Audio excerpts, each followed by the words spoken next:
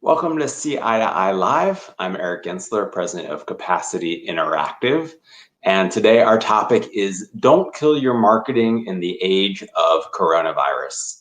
At Capacity Interactive, we believe that organizations that stay connected digitally with their audience in times like these will come out on top.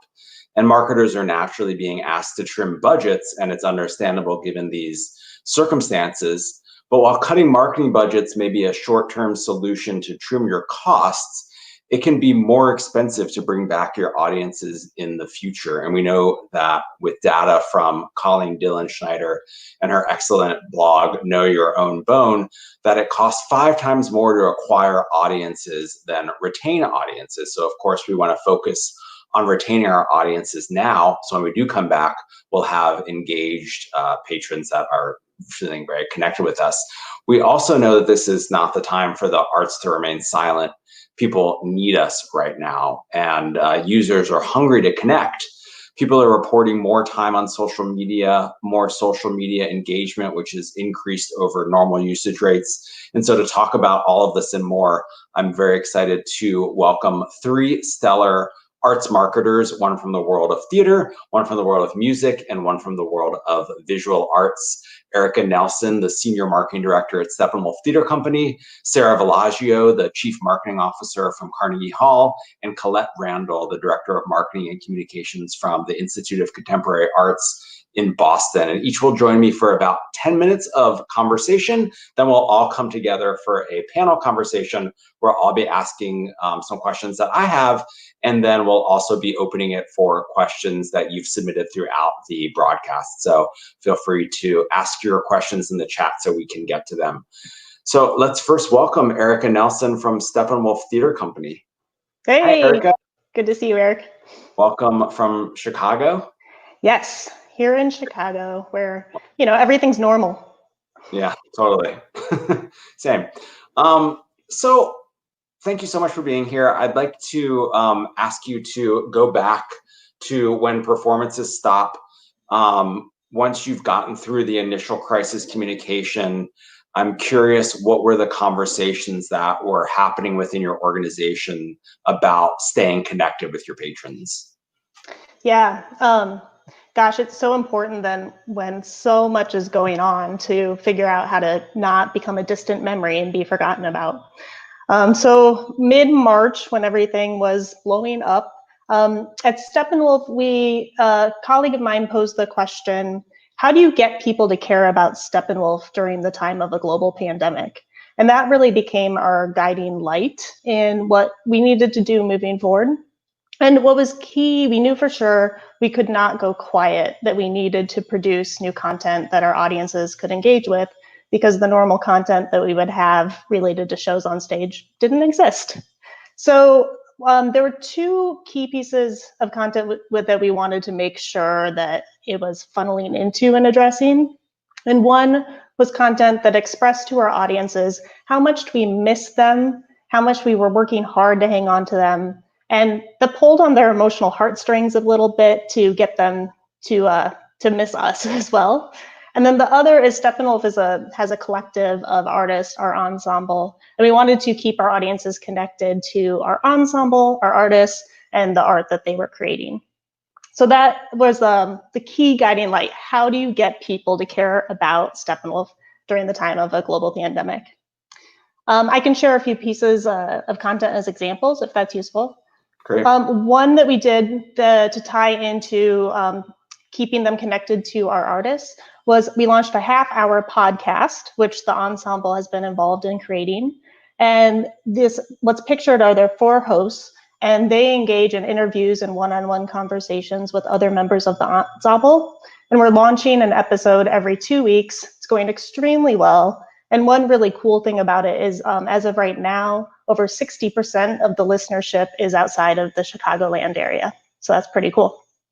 Yeah, I think that's something that we're seeing a lot of, is really just thinking of audiences so far beyond. I know we'll talk about that a bit more with your gala as well. Sorry to interrupt. Go ahead. No, of course. And then another example was we showcased on social media a series of script quotes that were pulled from plays that had been on stage at Steppenwolf, or other stages in the Chicago area. And the script quotes tied into things that felt relevant to our time.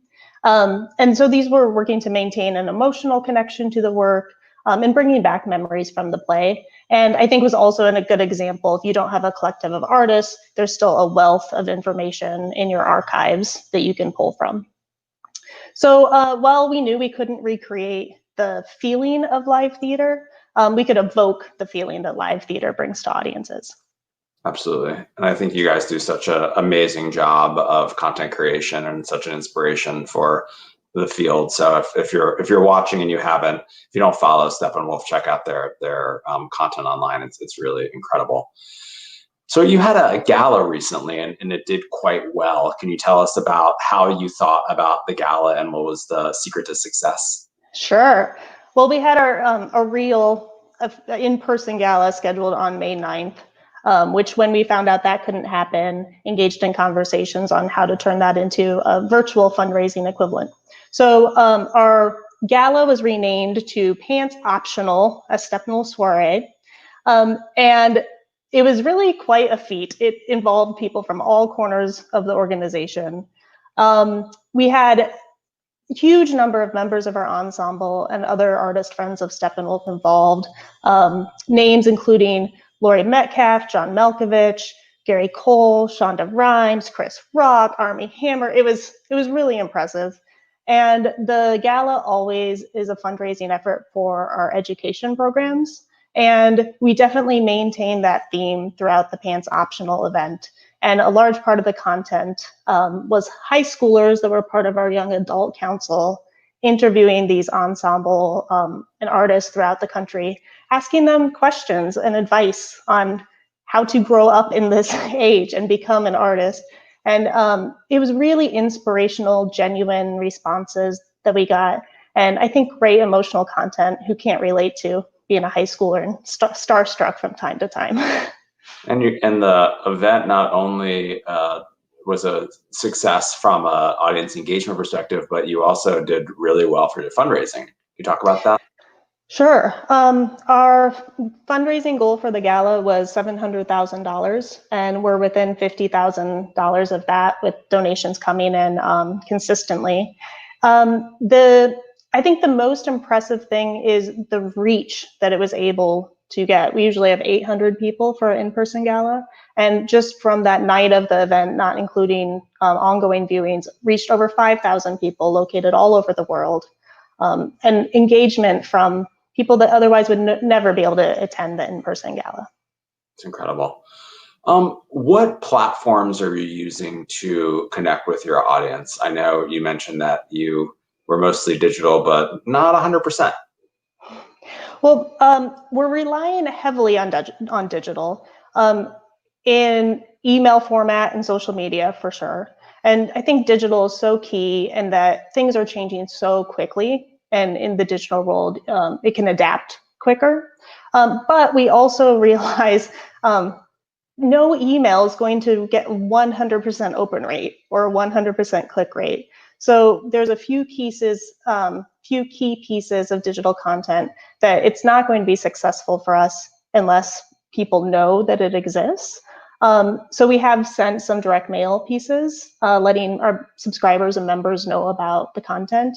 One example of that is recently we had a virtual streaming project of reading, so a Zoom table reading of a play, Seagull. So it was titled Virtual Seagull, and we wanted to make sure that members knew about this. It's our first launch into virtual programming that we're producing specifically for that platform. So we supplemented email and social media communications with direct mail piece and budgeted for that. Well, everyone's at home, and I never realized getting the mail is like a highlight of my day now that I'm home all the time. I mean, it makes sense, right? And you send it to the people that are engaged. It's direct marketing right to the people who care. Absolutely. Yeah. I imagine you didn't do any acquisition for that. It was not for that piece. As we move forward long term, next season, we are going to be programming and commissioning work specifically for the virtual platform in case we're not able to return to the stage in the time that we want to. And for those projects, we're working with unions in advance to make sure that we could open it up to single ticket buyers if necessary. Oh, great. Well, yeah. Erika, we'll welcome you back with the panel section, but thank you so much, and we'll see you in a couple minutes. Sounds good. Thanks, Eric. All right, I want to next welcome Sara Villagio, the Chief Marketing Officer at Carnegie Hall. Hi, Sara. Hey, Eric. Hey, everybody. So you and I have talked before about how marketing is so much about relationships and policies. I think people think of marketing, you know, simply as ads or brochures. And you at Carnegie Hall recently rolled out something you called a customer commitment, which was a really, I think, cool way of connecting with your audience. Can you talk about what prompted that and how and why you rolled it out? Sure. So we've been on sale with our season for 2021 since late January. And we have a series of on sales scheduled that come up throughout the spring. And knowing that we're still asking people to buy tickets, I know many of you are similarly on 12 to 18 month sales cycles. We're all facing unknowns in the coming months. And I think our customers are facing just as many unknowns as we are. So in an effort to be as transparent as possible, empathetic, we went ahead and wrote that commitment because we know that their circumstances may change too. And I think it's interesting to consider the fact that in the news right now, some of the items that are coming out are really about individual personal responsibility. And we want to empower our audiences to take personal responsibility, say if they get sick or if something occurs, you know, that prevents them from being unable to attend. And I honestly felt like we couldn't put any further ticket on sales messages out there without leading with this type of statement. Yeah, one of the really meaningful blog posts I read was from Mark Schaefer, someone whose work I really admire, and he looked at the Maslow's hierarchy of needs and said marketers need to go down to the bottom of it and really just start with safety and empathy and like very basic needs. And it seems like that's what you did with the customer commitment, where you're even using the word empathy. Yeah, absolutely. And I think, I don't know, I thought back to my career in marketing the arts and in ticket sales in particular. And I think we've all been trained to not say the word refund out loud.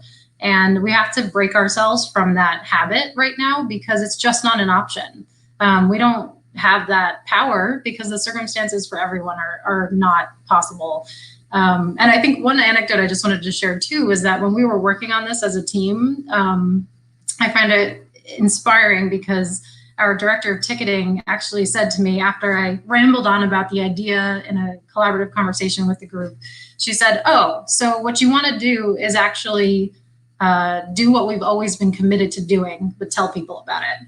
And I think that speaks to the arts in general. I think that we want to and strive to help our customers, and that sometimes we're hindered by, you know, these long-term policies that are in place to protect our businesses, of course, but just thinking about how to balance that with the real-time needs of our audiences. And when you look outside of the arts, and this is something I talked a lot a bit before this crisis, you know, asking the question of arts administrators, like, why are our policies what they are? And like, why do we not allow returns? Why do we not allow exchanges? Why, you know, you look at the, a lot of the tech disruptors, like Netflix, which is disrupting Comcast and cable. And you look at a lot of these big behemoth, old school 20th century companies, they do not have flexible policies. And I think the arts was, you know, in a lot of ways just inherited a lot of that. We were holding on to our idea of no refunds, no exchanges. And I'm curious, do you think that this idea of flexibility will stick and arts organizations will become more flexible on the other side of the crisis? I mean, I think there's an opportunity for us to be leaders in this space as it relates to live entertainment. And I really think we also have to ask ourselves if we're playing the short game or the long game here, and think about our own relationships with companies that have given us flexibility in our lives and what that means to us.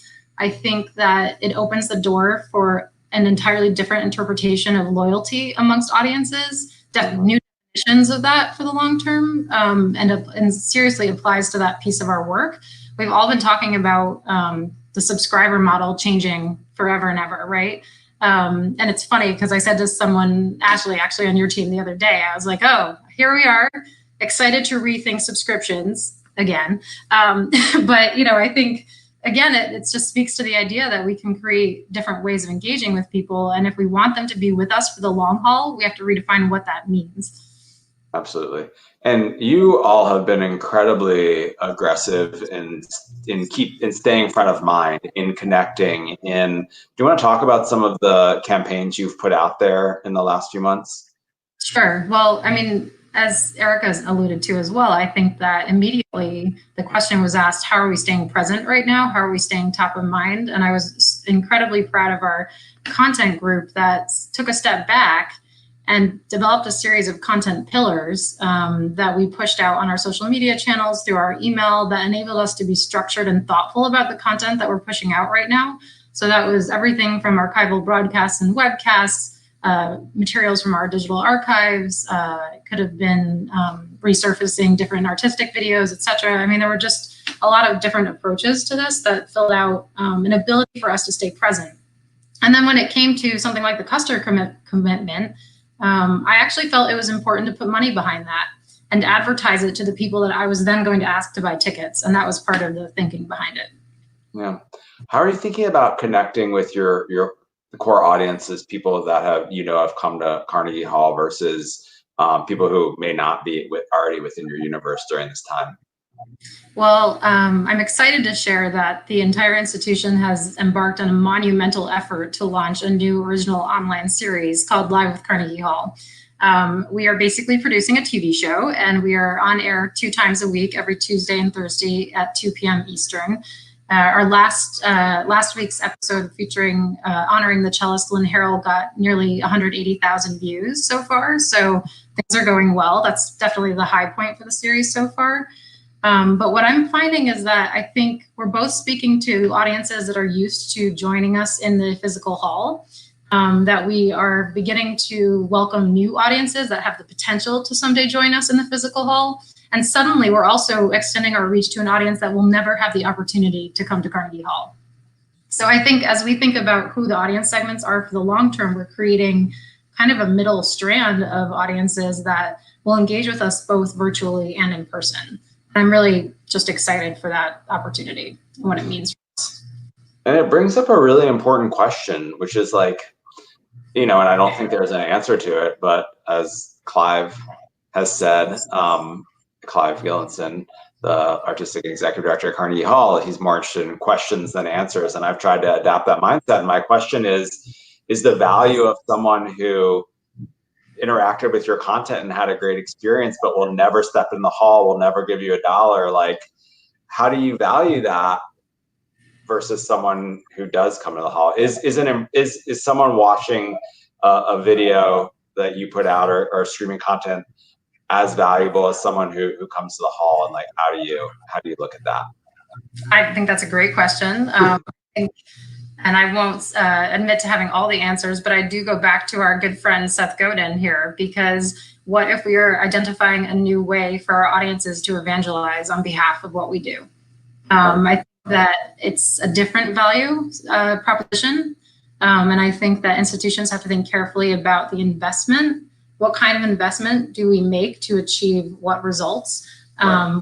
Consider each of these audience strands, but I think the value of someone who is willing to engage and share what we are doing, even if they will never step foot in Carnegie Hall, is there. We just have to figure out how to make it easy for them to be a part of it. Absolutely. Well, thank you, Sara. See you back. Hey, look, let's see that bug again. It's the best. Straight out of See you in 10 minutes. All right. Next up is Colette Randall, the Director of Marketing Communications from ICA Boston. Hi, everyone. Hi. How's it going, Eric? Good. So I wanted to start by asking you the same question I asked Erika. In-person visitation stops a few months ago. once you got through the initial crisis communications, what were the conversations like with your colleagues and team about staying connected to your patrons? Yeah, I'll turn to a phrase that Erika used at the beginning, which was this kind of guiding light principle that you use to inform your strategy and your communications. And for us, I think it was really thinking about how the arts can be in service to our community in myriad ways. Definitely, of course, in the digital sphere, we quickly pivoted as an institution and went towards the, started to create new digital initiatives to put out there new digital content. So this started with a new email series that we produced called the Care Package.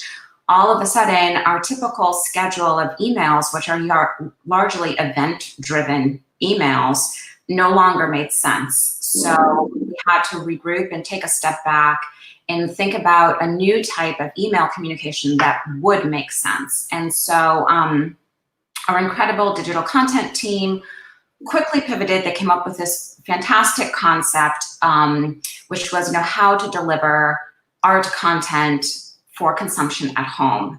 And that every week the email comes out and it comprises numerous pieces of content looking back to archival interviews with artists, to upcoming virtual events being hosted by the museum, to just sort of personal art notes from staff talking about pieces in the collection that are meaningful to them. And so really trying to package in a really thematic, nice way an email that comes to people's inboxes every week. And then more specifically, we thought about our family audiences in particular. We have a very robust arts education program for both younger children as through to teenagers.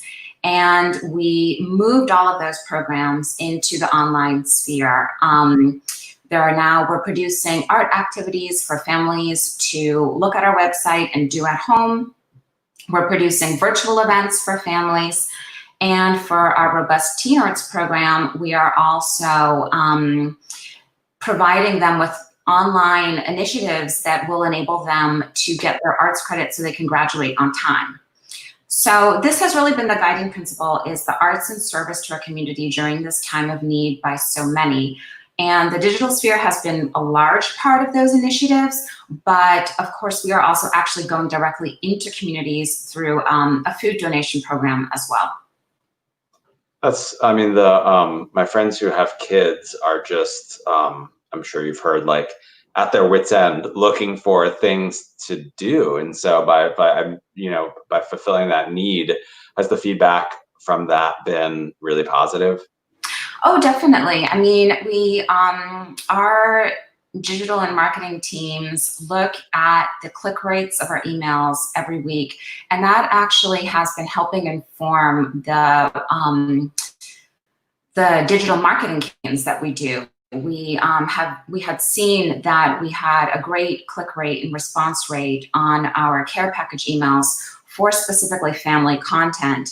And so we immediately spoke with Sam Kindler over at your office in Capacity and started a family engagement campaign to make sure that that content could be served to as wide a public as possible. And that's been performing really well for us. That's really great. So as a museum, you're now in the tricky position of reopening, which I know has its own, at some point you're going to reopen before our performing arts colleagues are. And now you're going to have to balance all of the difficult marketing communication around reopening, marketing what's in the museum itself, along with maintaining the efforts perhaps that you've started in the past few months with fewer resources. So yeah. I know there's not an answer, but how are you thinking about all of that? Yeah, I mean, I think that the words that run through all of our minds right now are things like pivoting and being nimble. So those have been big themes from the moment this hit in March through to now, museums in Massachusetts are looking at, potentially summer reopening dates. And so we're now at the beginning of summer. So after switching to an all digital universe, we are now, as you mentioned, starting to prepare the process of what this new hybrid world is going to look like. And I do think that, there is a big, we're trying to balance now this message between what is going to be on site, what are the resources we have available on site, and what is going to be available online. So like many of you, we do think that there are some very interesting new ways of working and new ways of producing content and new types of content that have come out of this experience. And we do feel that, like Sara mentioned and Erika mentioned, that some of this new digital content we can keep, maybe it's worth keeping going because it does help us reach a wider audience.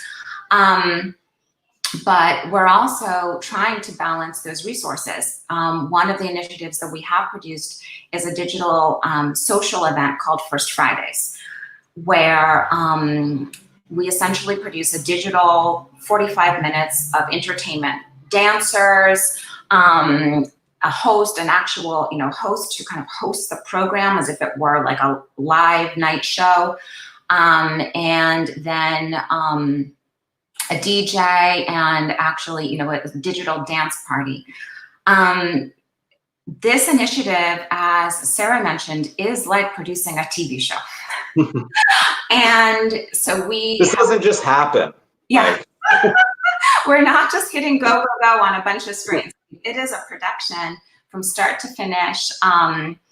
And so we know, like the performing arts audiences, that our events are definitely off the table until the end of the year. So we do think that we will keep on investing in, trying to create really dynamic digital engagement opportunities.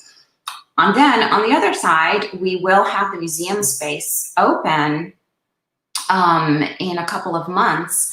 And so we also just need to think about the balance in messaging there. And of course, really, again, pivoting to talk about, opportunities for a safe visit, the measures that we are taking in order to ensure social distancing at the museum with crowd control, capacity control, time tickets.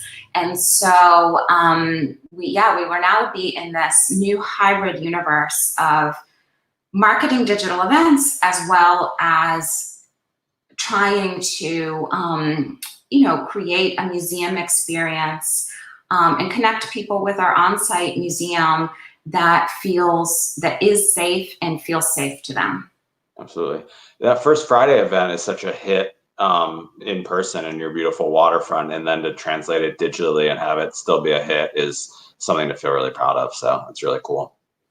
Yeah. Well, I know that it's been a huge, huge effort for our colleagues. They've done an incredible job becoming TV producers. And the next one is on June 5th. It kicks off Pride Month here in Boston. So we hope that as many of you as possible can join us. Awesome. Well, thank you, Colette. I'm going to bring back Erika and Sara for our panel questions. So I wanted to ask each of you, I know money is a sensitive topic, and as much as you're comfortable talking about conversations around budgeting, you've all maintained budgets for advertising and did not stop investing in connecting with your patrons. Some organizations absolutely just stopped and cut everything, but you are three organizations that are being very active, very present, very connected to your patrons. And so what were the conversations like to get to this point, and what what channels did you decide to invest in and really let go of? Erika, do you want to go first, and then Sara, then Colette? Sure. Well, we definitely knew you couldn't keep the spigot on full blast and then run out too soon. And if you turn it off, you risk it clogging up and then not getting the stream going again. So we did have to slow things down to more of a trickle. And when our shows had to leave the stage, it became pretty clear that we needed to stop all advertising to sell tickets to that particular production. So broadcast, print ads, direct mail pieces for that production, that was all cut. But some portion was retained to keep up digital efforts, largely social media. Our email newsletters, luckily, have a pretty low cost to them. So our efforts just pivoted and turned to how can we channel money into keeping up this engagement within the platforms that we know are best for reaching patrons in that way.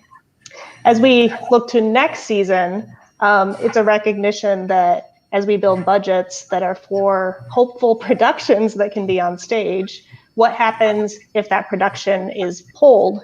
Because naturally the tendency might be to just take 100% of that marketing budget away.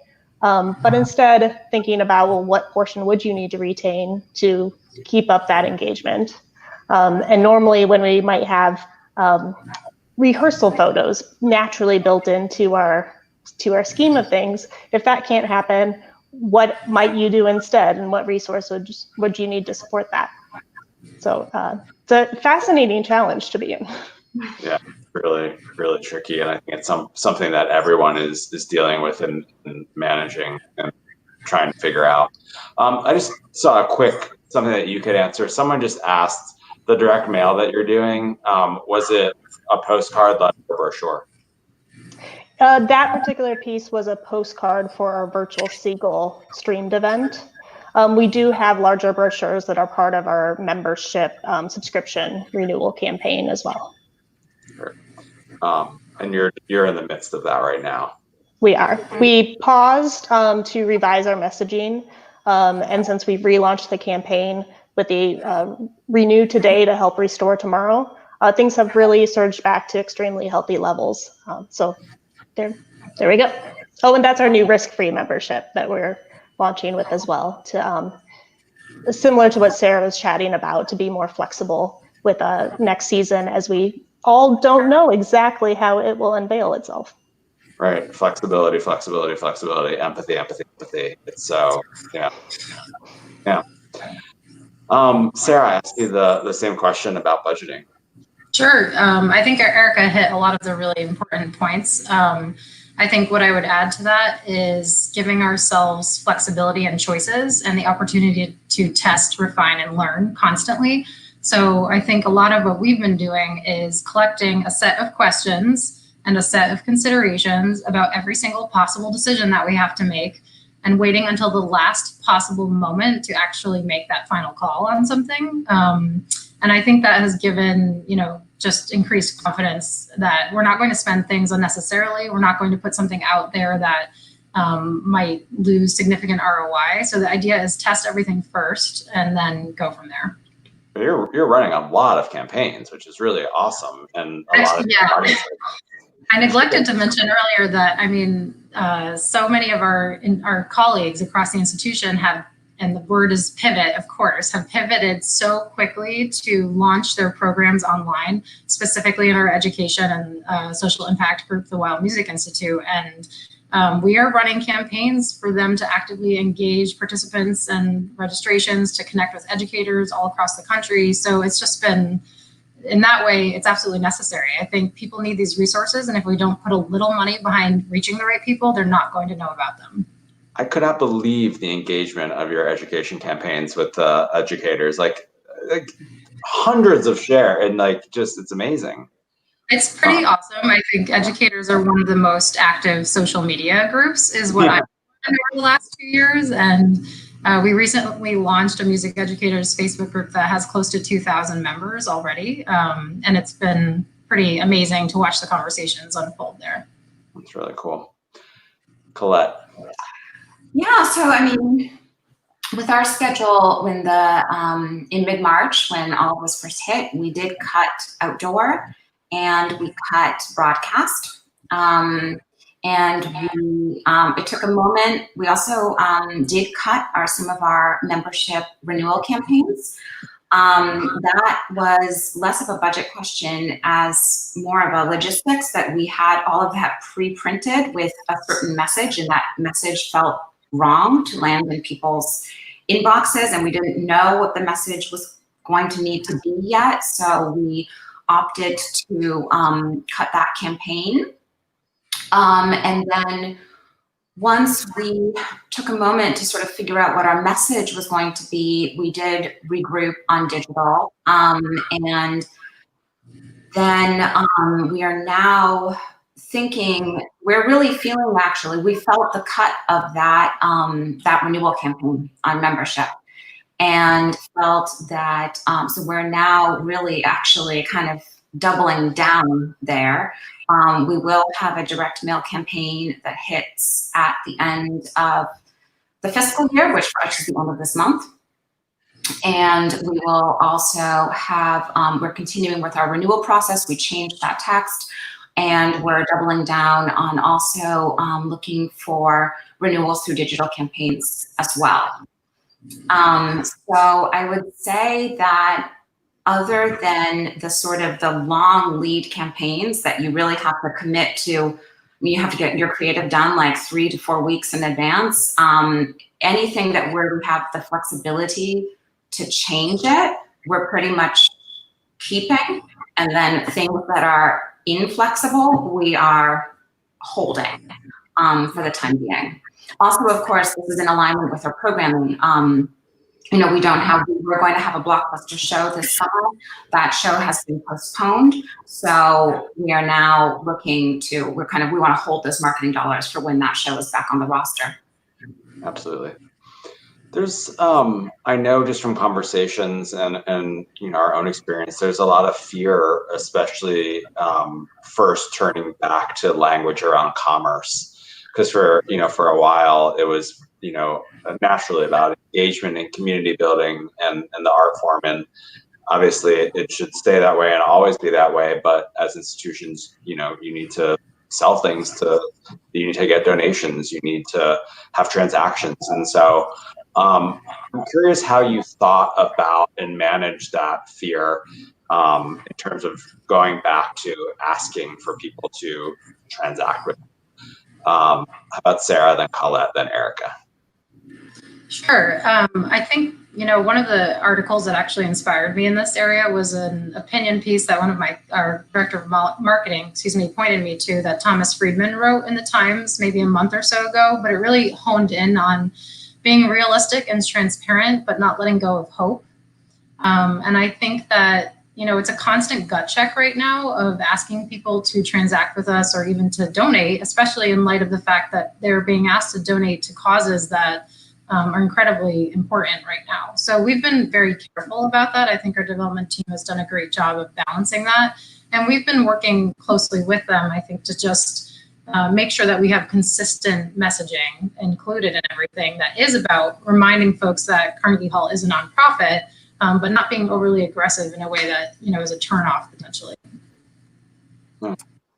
Yeah, I mean, speaking again to some of the interesting practices that I think have come out of this experience is we are working much more closely with our development colleagues now on messaging and communications. And really, before, I have to say that we were a little bit more, you know, they had their deadlines and their events that were driving their fundraising message. And now we've made an effort to really kind of look at all of the communications going out to all our constituencies and see them much more as a continuum.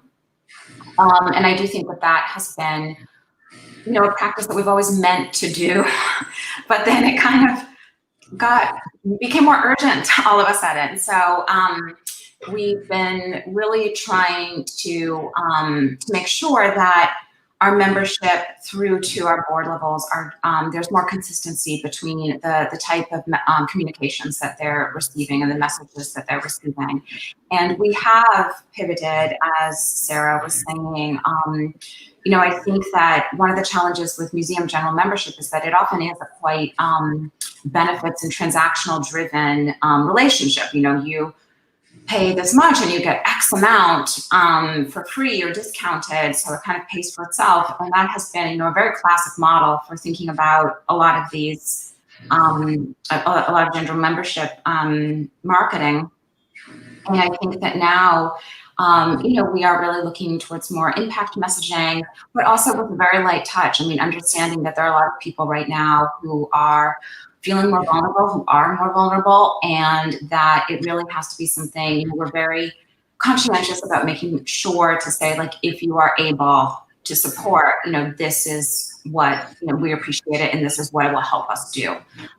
So I would say that has definitely become a message that is more prominent. It's less about the direct transactional benefit than it is about supporting the community and the causes that you really believe in, and the impact that they have on our community. Yeah, and it's like so many of these things are things that, my executive coach Jennifer Zaslow always says, "What is the gift in this?" And while there are many things about this that are not gifts in so many ways and so many levels, there are the gifts of, marketing and development working together, focusing on the art and the mission. And I just feel like this is enhancing a lot of that. And from what you're saying, it's making things happen that, it's great that, and hopefully they'll continue, after this. Yeah. Erika? It's interesting. As soon as we stopped having tickets to sell, the transaction naturally seamlessly shifted to transactions to invest in the community. And I think since we did have our Pants Optional fundraiser event around the corner, that naturally fit into a lot of our communications, and that was open to all. The Chicago community also banded together, and Steppenwolf has led an initiative to solicit sales for a T-shirt that supports the Chicago Theater Relief Workers Fund. So that was an effort to support the community. And with our subscribers renewal campaigns, it shifted less about the specific shows that may or may not be on stage, but to just renewing their commitment to the institution. So that's going well so far, and see how the adventure unveils itself. Yeah, that's where your strong brand comes in. I think all three of you have such strong brands where people are able to commit, I think, in a way that, through the consistency of your programming and what you do, having that brand is really helpful now, I think. So I want to get to some questions that have come in from YouTube. The first I want to ask is, people are curious, how many members are on your marketing digital content teams? I think this is such a fascinating question. And obviously this is tied to budget, and obviously Carnegie Hall is a huge organization, and so it's all relative to that. But I think people are curious just what the makeup of marketing and digital content teams are. Colette, how about Colette, Erika, and Sara? Well, we're very scrappy. We have, in terms of people who are producing digital content in the marketing team specifically, there are 4 of us. Then we have 2 people in membership, so they are helping, of course, with producing membership content. And then we have a special events person who's helping to produce our social events. So not all, I say that some of these people are a little bit more, we are all marketing within the overall marketing umbrella, but we do have different sort of specialties that we focus on. So it's not just the content. And there are about 2 people who are just on content, and our entire team, though, that makes sense. That was a little bit convoluted. That helped. But I would say, it is 4 of us. That is the main thing that we do. And then we have some additional help from 3 people who help produce some of these larger scale initiatives. Erika? Oh, wait, no. I just did some math in my head, and we are 12 with marketing strategy, digital content, and PR. So within that, we do have an in-house videographer, a graphic designer, a staff member handling PR, and a staff member handling our web and email communications. And right now, I feel like every one of those people is doing the work of 3 or 4 people. Yeah, because you're the you know, we keep saying that like where the marketing team is in many ways taking on a lot of the programming, you know. It's amazing how everyone's banded together and is accomplishing so much. We're really proud of everybody and everybody across the country doing similar things. Sarah? This is a great question. I think, you know, Carnegie Hall is a big institution relative to many, and we have big teams, and we have people dedicated to many of these roles. I think the one thing that I have learned or observed during this moment is that, first of all, it's never enough. I think that this space is endless, it's infinite. It means that we can continually add to our plates in digital, and now we're all in digital, so there's that component.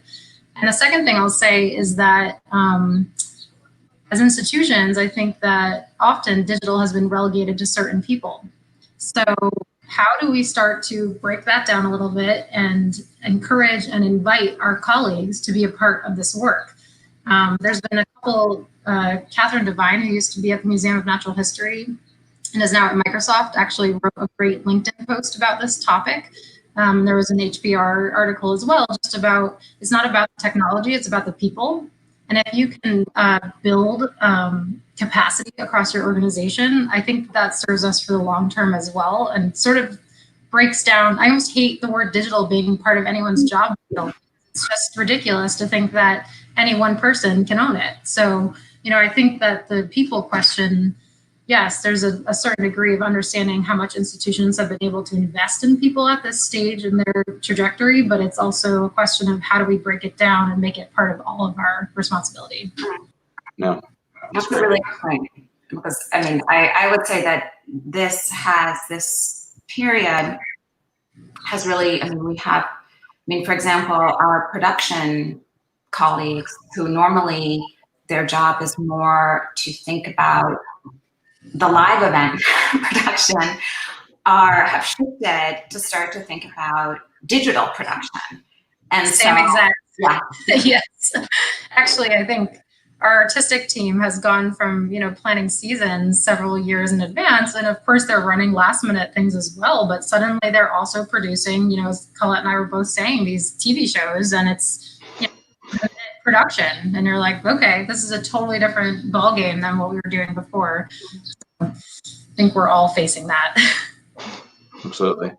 There was a question about where to go? About using access to digital content as an incentive to renew. But I think I'd like to broaden that question and say, how are you thinking about giving content away for free versus putting content behind paywalls? And then if you are, what are you using it for? Erika, Colette, Sara.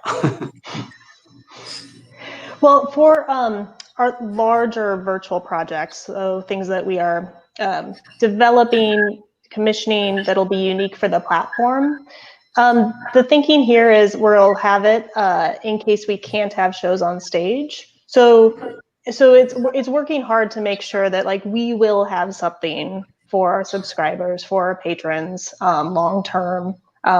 As just like we know that we need to build policies that are flexible for them, we need to build and create art that is flexible in meeting the needs. So the exact specifics of pricing, access will also need to be flexible with and figure out depending on what the circumstances are. The projects that we've had this spring and summer, our virtual Seagull Zoom table reading as an example, we offered to our subscribers only as we could not bring them the plays that we were going to have on stage. So it was substitute content in lieu of the in-person theater experience that sadly we were not able to deliver. Yeah, I think overall right now at the museum, our thought is that the biggest gift from this content is going to be as wide engagement as we can possibly have for this. I think, so we have had conversations about, is there any way to monetize the content but we keep on circling back to thinking that, this wide engagement in itself is really the closest to our mission. And then I have to say, when you look at the digital landscape, I mean, just last night, I was watching A Streetcar Named Desire from the National Theatre of London for free with starring Gillian Anderson. And so sometimes you think about that and you're like, not sure I can charge for this. And I just think, there's incredible content out there right now being produced for free. And I think that, if our content is able to resonate people and they enjoy it and they want to watch and they want to share it with their friends, that is, I think, right now really where our priority is. Yeah. Yeah, I think this is a really tough question for all of us because it is mission related, and suddenly at the same time, existing streams of revenue have dried up, right? And so how do we balance that with delivering on our mission and managing the revenue, the cash flow issue? And I guess, a couple of thoughts. I think that at some point, depending on how long this goes on for, we're going to have to consider options. I also think, there's interesting things going on with limited capacities, even online, that I'm excited about. Like I saw, I bought an online ticket to the Moth. They were doing one of their story events, and I was like, all right, this is kind of cool. And it sold out. So, I thought that was fascinating just to think about creating demand in this space and how we do that. And I also think, I wonder about the opportunity for arts organizations to participate in unexpected collaborations and partnerships right now. So how can we monetize what we're doing by broadening our reach through other channels? So like an example I just think of right now is United Airlines announced that they are partnering with Clorox. Like, okay, yes, I guess you could expect that right now, but on the other hand, who would have seen that coming 6 months ago? So I wonder what the opportunities are in that space in terms of both monetizing from a different channel as opposed to a ticket sales channel. So just posing that thought. Yeah, there's so many questions out there, and I think you all brought up such really interesting points. And it's like when you're competing with Netflix, or even NT Live, that has invested millions and millions of dollars in bringing live performance to a format that is so well produced and at such a high quality. How do you compete with that if you especially at a moment of social distancing? It's like, do you even try to play that game, or do you lean into a moment of, like you said, like connecting with people who care about you and connecting with more people by being generous and giving away for free, balancing that all with revenue expectations and lack of revenue. So it's really challenging times that we're all operating in. And as in our team meeting this morning, we just said, everyone is so busy. There's so much work. We're dealing with just the overall stress of everything, and also giving ourselves time to take a break. So I want to make sure I added that. And so I wanted to end with a question for all of you. What are you most proud of in what's happened with you or your team or your organization in the last 10 weeks? Erika, Sara, then Colette. I'm in awe of my team and colleagues. And I think one thing in particular is everyone's positivity in all of this. Like, we know we're all personally going through tough times as well, but just the energy, the excitement toward new ideas, the openness to change things very quickly as needed. It's been probably the most inspiring time in unexpected ways. I think, it's so hard not to go right to the people, similarly. I think that I am just so incredibly proud of our entire institution for taking humongous steps in a different direction and doing it so quickly and doing it thoughtfully, really working hard to maintain commitments to audiences, to participants in programs, doing it in a way that meant something. And I think every step of the way, everyone's been challenged. We continue to be challenged. And I think what I am most proud of is that we are, as a group of people, navigating through what I would think of as unprecedented limbo, and even feels like endless limbo. And I think that's one of the most difficult spaces for us to all exist in, because it's uncomfortable. You know, this is not good in any stretch of the imagination. So it's really hard to keep going in that way. And the fact that we are taking small steps and big steps forward continually is something I am very proud of. Absolutely. I would say, I mean, I have never been more proud to work for the ICI and our museum. I think that, you know, when you are confronted with a crisis such as this, it really enables a museum or an organization to show its values and what matters to them, which is, I feel, a thread that's been throughout this conversation. And as an organization, you know, we have been very fortunate to maintain our staff, and we have even found ways to try to help our community through a food donation program. We have been really trying to think about our content and how we can deliver that digitally to be a resource for our audiences. We extended our membership as a commitment to saying that, you know, we want you to have this access to the arts is what matters most to us. And, you know, when you think about that, combined with what all of us have been saying about how incredible our colleagues and teams have been in just pivoting and being open to this new way of working and being approaching it creatively. And it's just an incredible moment, I think, to both internally and externally to think about the importance of the arts, what we do as nonprofits, the role that we play in our communities, and that, you know, sometimes I have personally felt daunted, like, oh, you know, it's not, we're not medical workers, we're not on the front lines, but when you think about the commitments that we've made to the audiences we serve and to our staff, I feel that it really is essential in the arts, like seeing the way our audience are responding to these digital programs, you realize that it is also essential. Absolutely. Well, I can't thank the three of you enough. Really appreciate you taking the time to share your thoughts and expertise with us. And have a great day, everybody. Thank you all for joining us. Bye, everyone. Take care. Thank you.